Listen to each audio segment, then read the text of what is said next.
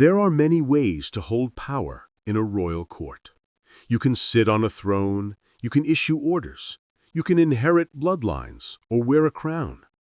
But sometimes, power isn't spoken at all.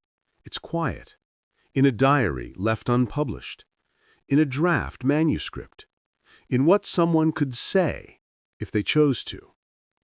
And that is precisely the quiet storm now surrounding Sarah Ferguson, the former Duchess of York. Before we dive in, there's something I need to share with you. Over the past few days, thousands have watched these stories unfold, but most haven't subscribed. If you are one of them, I invite you now to join us. Subscribe to Crownverse so you never miss the next chapter in this unfolding royal history.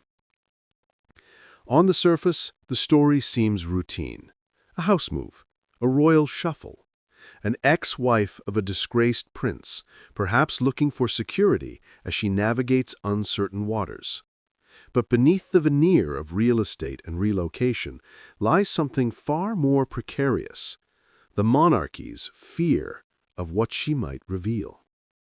Because according to sources close to the palace, Sarah Ferguson may be considering something the royal family dreads more than scandal itself: a memoir. And not just any memoir, a third. She's written two before: My Story in 1996, after her divorce from Prince Andrew, and Finding Sarah in 2011, after financial collapse and public ridicule.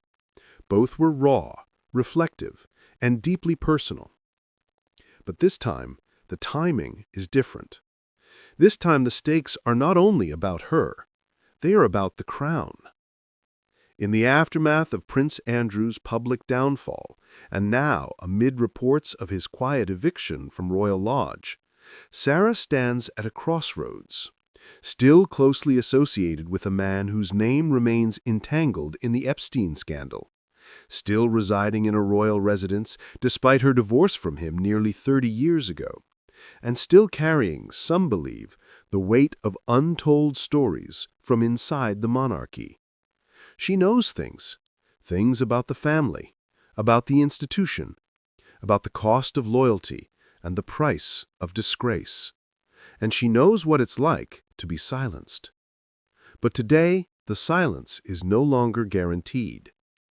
Royal sources claim that publishers are already circling, that Ferguson has held exploratory talks, that there is appetite, real, lucrative appetite, for her side of the story. And in the wake of Prince Harry's Spare, the monarchy has learned just how damaging one book can be. The comparison is not casual.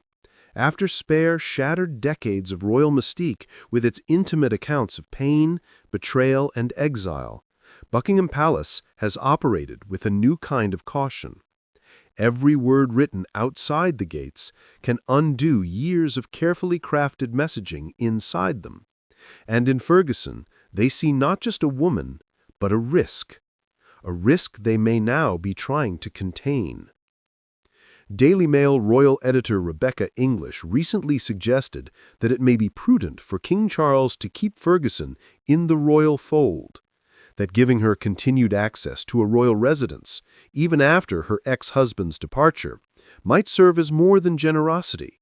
It might serve as insurance. The phrase is clinical, almost corporate, but it speaks volumes. Because what's unfolding is not a debate about charity. It's not about whether the former Duchess of York deserves a roof over her head. It's about leverage. It's about consequences. And it's about fear. Not fear of the woman herself, fear of what she might write. Let's step back. In the 1980s and early 1990s, Sarah Ferguson was a media sensation. Red-haired, boisterous, unfiltered. A breath of air in a family known for holding its breath.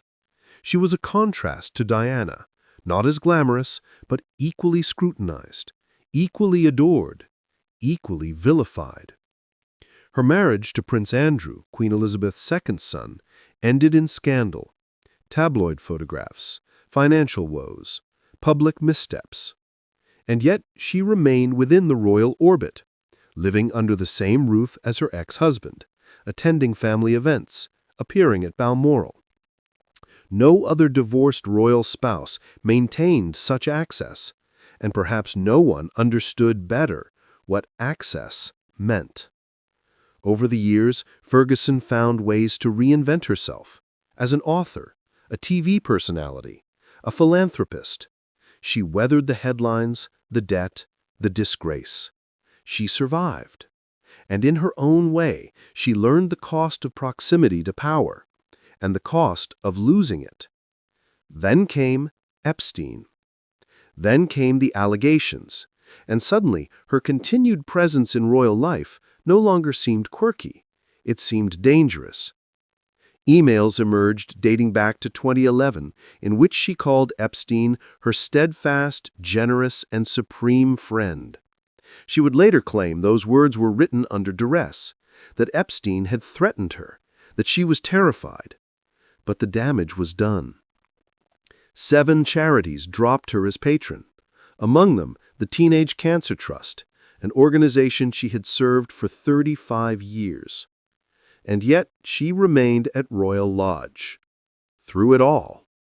Now, with King Charles III firmly in power, and with Prince Andrew reportedly agreeing to vacate the estate, the question becomes, what happens to her? One version of the story says that Andrew and Ferguson are brazenly lobbying for 2 separate royal residences, that Andrew wants Frogmore Cottage, that Ferguson is eyeing Adelaide Cottage. And they are maneuvering not just for space, but for symbolism, for a place in the ongoing royal narrative. Another version says this is all a misrepresentation, that Frogmore and Adelaide were offered months ago, quietly, before scandal reignited the public's interest, that no one is demanding anything, that this is about logistics, not ambition. But to the public, and perhaps to the palace, the optics matter more than the origin story, because the monarchy doesn't function solely through rules. It functions through image. And right now, the image of Ferguson, still living on Crown land, still tied to Andrew, still unrepentant in the eyes of some, is not a comfortable one. So why not cut her off? Why not draw a line? Sources suggest the answer is as pragmatic as it is unsettling. Because if she's cast out, if she's publicly removed, left unsupported, left alienated, she may have little incentive to stay quiet. The last thing the palace wants, one source reportedly said, is another spare. Another 400 pages of revelation, of behind-the-scenes anecdotes, of private conversations turned into public scandal. And unlike Prince Andrew, who has reportedly promised King Charles he will not write a memoir, Ferguson has made no such pledge. In fact, some say she's been on the brink of a breakdown under the weight of renewed scrutiny, emotionally fragile, isolated, perhaps, some speculate, angry. This is where the calculus becomes human. What do you do with someone who might hurt you, but only if you push them away? What do you do with a woman who has walked the halls, read the letters, heard the confessions? Do you shut the door, or do you keep her close? For now the answer seems to be proximity. Not affection, not forgiveness, but management. An old royal strategy quietly refined over centuries. When in doubt, offer hospitality. When in fear, offer a title. When scandal looms, extend a seat at the table and ask them to eat quietly. It is said King Charles is a kind man, but also one whose patience has limits. He has weathered decades of family turbulence, Diana's public heartbreak, his own divorce, Camilla's long journey from pariah to queen. And now, in his reign's early years, he faces challenges from every direction. His son's memoirs, his brother's disgrace, his sister-in-law's quiet defiance. He does not need another storm. And so we return to the question, should Sarah Ferguson remain in the royal fold? If she is cast out, she may speak. If she's embraced, she may remain silent. Neither option is without consequence, but one perhaps is easier to manage. A residence, a quiet title, an invitation to Christmas at Sandringham. The cost is minimal. The potential risk, immeasurable. This is not kindness. It is calculation. And yet, perhaps, it is also mercy. Because behind the strategy, behind the silence, behind the closed gates of Windsor, there is still a woman, once adored, once reviled, now suspended in something between grace and exile. And there is still a family, flawed, fractured, and desperate to control what little it can. What remains unclear is how long the silence will hold. Because a draft can be written in days, a deal can fall through in hours, and a memoir, especially one written by someone with nothing left to lose, can change the course of royal history. And so we ask, is the monarchy protecting Ferguson, or is Ferguson protecting the monarchy? And if this alliance is held together by silence, what happens the moment she speaks? In the age of revelations, what price will the crown pay to keep one more story untold? Perhaps the answer lies not in the words she writes, but in the ones she hasn't yet.